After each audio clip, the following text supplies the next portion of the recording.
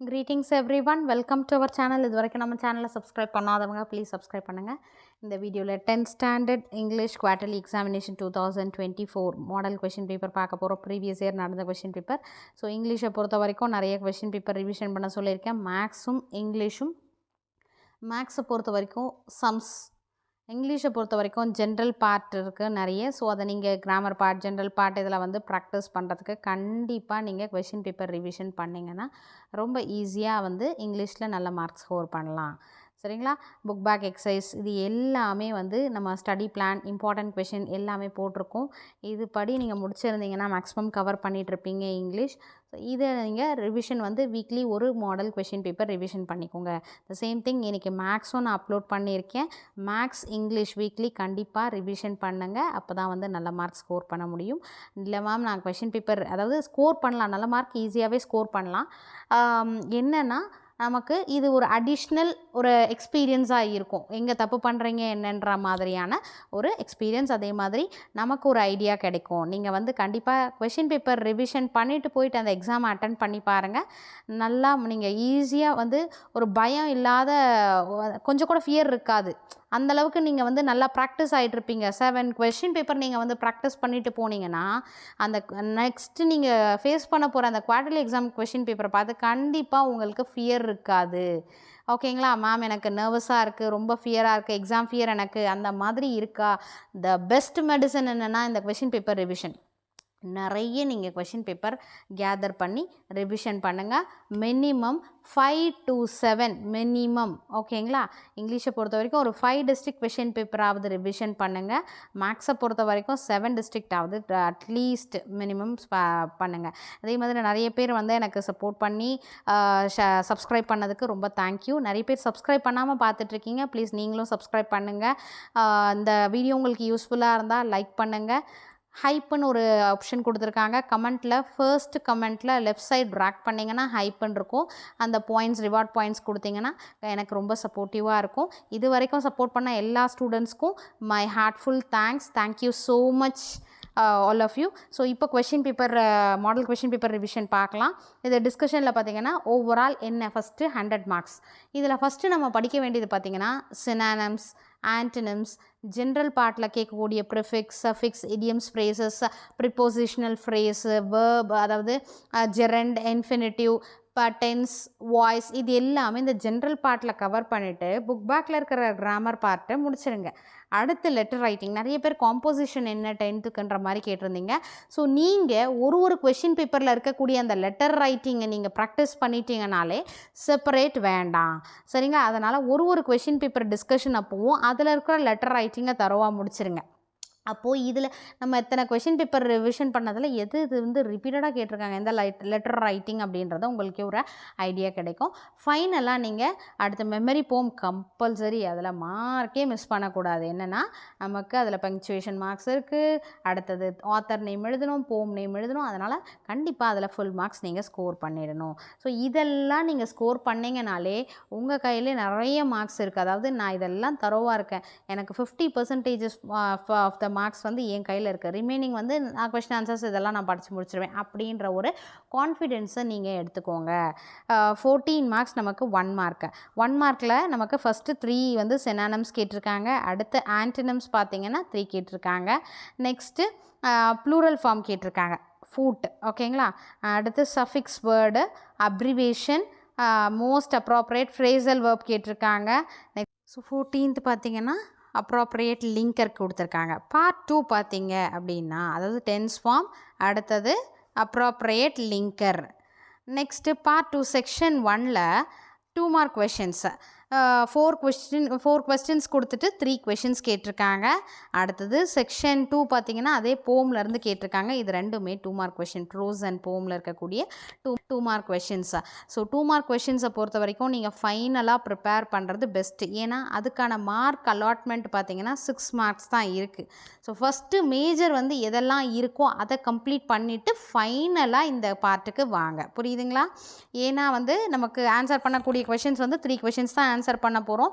So அதனால் questions வந்து நிறைய இருக்கும் இல்லைங்களா, ஒரு ப்ரோஸ்லேயும் போமில். இதனால் எல்லாம் ஃபினிஷ் பண்ணிவிட்டு ஃபைனலாக கொஷின் ஆன்சர்ஸ்க்கு நீங்கள் இம்பார்ட்டன்ஸ் கொடுங்க.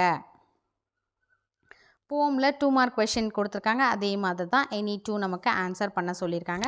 நெக்ஸ்ட்டு செக்ஷன் 3 பார்த்தீங்கன்னா answer any 3 of the following. நமக்கு என்னென்னா rewrite the following sentence in other voice கொடுத்துருக்காங்க. ரிப்போர்ட்டட் ஸ்பீச், பங்க்சுவேட் 25th பார்த்தீங்கன்னா பங்க்சுவேட் த ஃபாலோயிங் சென்டென்ஸ். பங்க்சுவேஷனை பொறுத்த வரைக்கும் 2 திங் நீங்கள் பார்க்கணும்.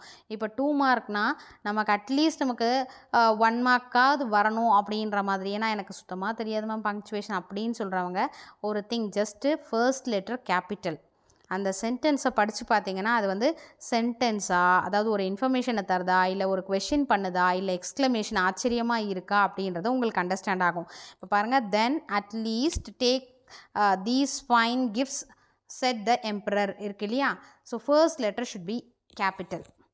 ஃபைனலாக இது ஒரு just then at least take these fine gift set the எம்பரர்னும் போது அது வந்து சொல்கிற மாதிரி இருக்குது. ஓகேவா, நடுவில் கொட்டேஷன் மார்க்லாம்.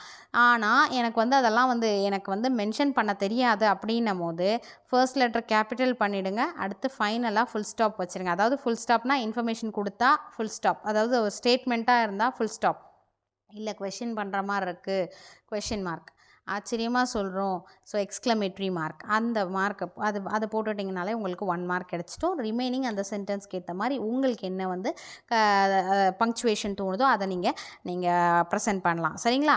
26th பார்த்தீங்கன்னா transform the following sentence into காம்ப்ளெக்ஸை வந்து சேஞ்ச் பண்ண சொல்கிறாங்க. Next rearrange the words in correct order to make meaningful sentence. So இதில் ஃபர்ஸ்ட் லெட்டர் உங்களுக்கே தெரியும், சப்ஜெக்டில் ஒன்று நேம் வரணும், இல்லை ப்ரொனவுன் ஏதாவது வரும். இப்போ கபிலன் அப்படின்றது தான் ஃபஸ்ட்டு வரும். ஸோ இந்த மாதிரி ஒரு ஐடியா வச்சு ரீஅரேஞ்ச் த சென்டென்ஸ் நீங்கள் வந்து ஆல்ரெடி நீங்கள் நிறைய ப்ராக்டிஸ் பண்ணியிருப்பீங்க நான் 9th பட் இது ஒரு ஜஸ்ட் ஒரு சின்ன ஹிண்ட்டுக்கு சொல்கிறேன். தெரியாதவங்க அதை ஜஸ்ட் கேட்ச் பண்ணிக்கோங்க. சரிங்களா. 2 மார்க்கில் ரீஅரேஞ்ச் த வேர்ட் கொஹெரண்ட், அதாவது கரெக்ட் ஆர்டரை மீனிங்ஃபுல் சென்டென்ஸாக மாற்றணும். Section 4 2 marks. A stranger ask you to direct him to Canara bank, give instruction to help him. இந்த ரோட் மேப்பை பொறுத்த வரைக்கும் நீங்கள் ஜென்ரல் இன்ஸ்ட்ரக்ஷன்ஸ் கொஞ்சம் கிளியராக நல்லா வந்து அந்த ஸ்டேட்மெண்ட்லாம் வந்து சூப்பர்பாக இருக்கணும், அந்த மாதிரி ரெடி பண்ணிக்கோங்க. ஜென்ரல் ஸ்டேட்மெண்ட், அதாவது ஜென்ரலாக வந்து ஒரு ரோடு வே சொல்கிற மாதிரி அதை வந்து இதில் அப்ளை பண்ணுங்கள். Next part 3 section 1 5 mark. Narrate the extensive search, அதாவது இது வந்து என்னென்னா பேராகிராஃப் கொஷின். ஸோ நமக்கு பேராகிராஃப் கொஷின் வந்து ப்ரோஸில் படிச்சுக்கோங்க எனி 2 அண்ட் தென் போம் எனி 2. அதாவது 2 எல்லாத்துலேயும் இருக்கும். ப்ரோஸில் இருக்கக்கூடிய போமில் இருக்கக்கூடிய பேராகிராஃப் கொஷினை ஃபுல்லாக தரோ பண்ணிக்கோங்க. ஏன்னா 10 10 20 மார்க்ஸ்க்கு இதுக்கு பேராகிராஃப் கொஷனுக்கு வரும். அதனால் 20 மார்க்ஸ் நம்ம விடக்கூடாது. ஈச் அண்ட் எவ்ரி லெசனில் ஒரு பேராகிராஃப், அது வந்து காமன் பேராகிராஃப் பார்த்துக்கோங்க. அதுலேயே மேக்ஸிமம், அதாவது ஒரு காமன் பேராகிராஃப்னால் அதுலேருந்து எந்த கொஷின் கேட்டாலும் அட்டன் பண்ணுற மாதிரி ஒரு காமன் பேராகிராஃப் நீங்கள் ரெடி பண்ணிட்டீங்கன்னா எப்போ எந்த எக்ஸாம்னாலும் குவார்ட்டர்லியாக இருக்கட்டும் ஹாஃப் இயர்லியாக இருக்கட்டும் ரொம்ப ஈஸியாக இருக்கும் உங்களுக்கு. காமன் பேராகிராஃப் மாதிரி படிச்சிட்டிங்கன்னா இந்த கொஷின் கேட்டால் இந்த ஹெட்டிங் வந்து இதில் எழுதிடலாம். அந்த மாதிரி செலக்டிவாக நீங்கள் ப்ரிப்பேர் பண்ணி வச்சுக்கணும். அடுத்தது ஆன்சர் எனி 2 ஆஃப் த ஃபாலோயிங்கில் வந்து போம்லேருந்து கேட்டிருக்காங்க. நெக்ஸ்ட்டு 35 பார்த்தீங்கன்னா read the following stanza and answer the questions given below. Poem lines கொடுத்துட்டு அதில் alliterated words, rhyme scheme, figure of speech, rhyming words இதெல்லாம் கேட்டிருக்காங்க. ஸோ இதில் நமக்கு எல்லாமே easy. Rhyming scheme easy, rhyming words easy, and then alliterated words easy. ஃபைனலாக நம்ம வந்து கொஞ்சம் தடுமாறக்கூடிய இடம் எதுன்னு பார்த்தீங்கன்னா ஃபிகர் ஆஃப் ஸ்பீச். இப்போது எந்தெந்த போம் படிக்கிறீங்களோ அதில் வரக்கூடிய ஃபிகர் ஆஃப் ஸ்பீச் நம்ம ஆல்ரெடி வீடியோவில் நம்ம வந்து book back exercise question answer poem question answer வீடியோவில் நம்ம அப்லோட் பண்ணியிருக்கோம். எல்லா அந்த போம் லைன்ஸ்க்குமான அதாவது ஃபிகர் ஆஃப் ஸ்பீச்சை. ஸோ அதை நீங்கள் ஒன்ஸ் அதை படிக்கிறதுக்கு ஒரு வேர்டு தான். இந்த ஸ்டான்ஸா வந்ததுன்னா இதுதான், அந்த தமிழில் அந்த அர்த்தம் புரியும் இல்லையா நமக்கு போமோட அந்த எக்ஸ்ப்ளனேஷனில் இது வந்ததுன்னா இதுதான் ஃபிகர் ஆஃப் ஸ்பீச். இதுக்கு மெட்டாஃபர், இதுக்கு அலிட்ரேஷன். ஸோ அந்த மாதிரியானது நீங்கள் வந்து நீங்களே வந்து ஈஸியாக வந்து அண்டர்ஸ்டாண்ட் பண்ணிக்கோங்க. போம் லைன்ஸை வச்சுட்டு கேதர் பண்ணிவிட்டு அதுக்கான ஃபிகர் ஆஃப் ஸ்பீச்சை. நெக்ஸ்ட்டு செக்ஷன் 3ல் பார்த்தீங்கன்னா answer any 1 of the following 5 marks. Rearrange the following sentence in coherent order. இது சப்ளிமெண்ட்ரி ஸ்டோரியை வந்து நல்லா அண்டர்ஸ்டாண்ட் பண்ணிக்கோங்க. அந்த ஸ்டோரி வச்சு எந்த சென்டென்ஸ் ஃபஸ்ட் வரும் செகண்ட் வரும்ன்ற மாதிரி அந்த ஸ்டோரி வைஸ் நீங்கள் ஆர்டர் பண்ணுங்கள். 38 பார்த்தீங்கன்னா ஒரு பேராகிராஃப் படிச்சுட்டு அதில் இருக்க கொஷின்ஸை நீங்கள் ஆன்சர் பண்ணுவோம். ஈவன் இந்த பேராகிராஃப் பார்த்தீங்கன்னா நமக்கு புக் பேக்லேயே இருக்குது. ஸோ புக் பேக் எக்ஸசைஸில் இருக்கக்கூடிய அந்த பேசேஜை ப்ராக்டிஸ் பண்ணியிருந்தீங்கன்னா இது இன்னும் ஈஸியாக ஆகிடும் உங்களுக்கு. செக்ஷன் 4ல் பார்த்தீங்கன்னா 4 5s are 20 அட்வர்டைஸ்மெண்ட் கொடுத்துருக்காங்க. அடுத்தது இது அட்ராக்டிவ் அட்வர்டைஸ்மெண்ட். ஸோ கேட்சியான வேர்ட்ஸ் கொடுங்க, ஸ்லோகன்ஸ் எழுதுங்க, ஸோ ட்ராயிங் கொடுங்க, அந்த மாதிரிலாம் வந்து உங்களோட க்ரியேட்டிவிட்டி இதில் கொண்டு வாங்க. அடுத்து complaint to the officer of PWD department to take immediate actions for maintaining cleanliness in the children's park in your locality. Complaint letter எழுத சொல்கிறாங்க. Next, you are the school pupil leader, you have been asked to write a report on the inaugural ceremony. இது நம்ம already important question வீடியோலையும் நம்ம mark பண்ணியிருந்தோம்.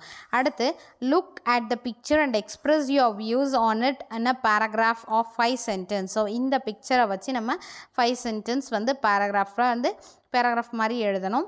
அடுத்தது, notes or write summary of the following passage கொடுத்துட்டு அதுக்கு note making summary writing எழுத சொல்கிறாங்க.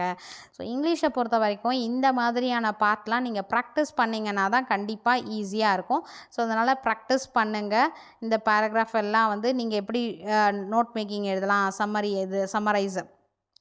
அடுத்து, error, spot the error, identify the error in the following sentence and rewrite them correctly. Section 5 பார்த்தீங்கன்னா 5 மார்க். எதுக்கு 5 மார்க்? நம்ம தரோவாக இருக்கும். ஸோ இந்த 5 மார்க் எனக்கு ஆல்ரெடி வந்துடுச்சு. அதாவது கோட் ஃப்ரம் மெமரி. இதில் வந்து கண்டிப்பாக மார்க் மிஸ் பண்ணக்கூடாது. அடுத்து பேராகிராஃப் கொடுத்துட்டு நமக்கு ஹிண்ட்ஸ் டெவலப்மெண்ட், இதுவும் சப்ளிமெண்ட்ரியில். ஹிண்ட்ஸ் டெவலப்மெண்ட் பொறுத்த வரைக்கும் நான் சொன்னேன், ப்ராக்டிஸ் பண்ணுங்கள். கண்டிப்பாக ப்ராக்டிஸ் பண்ண உங்களுக்கு அந்த சென்டென்ஸ் ஃபார்மேஷன் ரொம்ப ஈஸியாக வந்துடும். சிம்பிள் சென்டென்ஸ்லேயே நீங்கள் ப்ராக்டிஸ் பண்ணி பாருங்கள். வீட்டில் இந்த மாதிரியான ப்ராக்டிஸ் பண்ணுறதுக்காக தான் நான் சொல்கிறது மாடல் கொஷின் பேப்பர் ரிவிஷன் பண்ண சொல்லி. ஸோ இதில் ப்ராக்டிஸ் பண்ணிங்கன்னா ஒரு 5 to 6 டிஸ்ட்ரிக்ட் பண்ணுறீங்கன்னும் போது ஆட்டோமேட்டிக்காக 7th பேப்பர் நீங்கள் எழுதும் போது ஈஸியாக நீங்களே வந்து அதை எழுதிடுவீங்க அந்த சென்டென்ஸை. நெக்ஸ்ட்டு 46ல் பார்த்தீங்கன்னா, read the following paragraph and answer the questions given below. Paragraph கொடுத்துட்டு அது ரிலேட்டடாக கொஷின்ஸ் கேட்டிருக்காங்க. ஸோ இந்த மாதிரி கொடுத்தாலே நான் என்ன சொல்லியிருக்கேன்னா, ஃபஸ்ட்டு அந்த பேராகிராஃபை படிச்சுட்டு அண்டர்ஸ்டாண்ட் பண்ணிக்கோங்க. அதுக்கடுத்து கொஷின்ஸ் படிங்க. ஃபஸ்ட் எடுத்தோடனே இந்த கொஷினா, இதுக்கு ஆன்சர் எங்கே வேண்டாம். ஃபஸ்ட்டு கொஞ்சம் அந்த பேராகிராஃப் படிக்கிறதுக்கான டைமிங்கை அலாட் பண்ணி அந்த பேராகிராஃபை அண்டர்ஸ்டாண்ட் பண்ணிவிட்டு அதுக்கடுத்து அந்த கொஷினுக்கான ஆன்சரை நீங்கள் வந்து சர்ச் பண்ணி எழுதுங்க. இல்லைனா ரீட் த ஃபாலோயிங் போம் and answer the questions given below. போம் படிச்சுட்டு அதிலேருந்து கொஷின்ஸ்க்கு ஆன்சர் பண்ணுங்கள். ஸோ இந்த மாதிரி நீங்கள் நிறைய கொஷின் பேப்பர் வந்து ரிவிஷன் பண்ணும்போது கண்டிப்பாக நீங்கள் இங்கிலீஷில், அதாவது ஓவரால் நீங்கள் வந்து குவார்ட்டர்லி எக்ஸாம் ஃபேஸ் பண்ணும்போது இங்கிலீஷில் நல்ல மார்க், ஃபர்ஸ்ட் மார்க், உங்கள் கிளாஸ் ஃபர்ஸ்ட் மார்க் கூட நீங்கள் ஸ்கோர் பண்ணலாம். தாராளமாக வந்து ஃபுல் மார்க்ஸ் நீங்கள் வாங்கலாம் இங்கிலீஷில். ட்ரை பண்ணி பாருங்கள். Wish you all the best. Thank you for your support. Thanks for வாட்சிங்.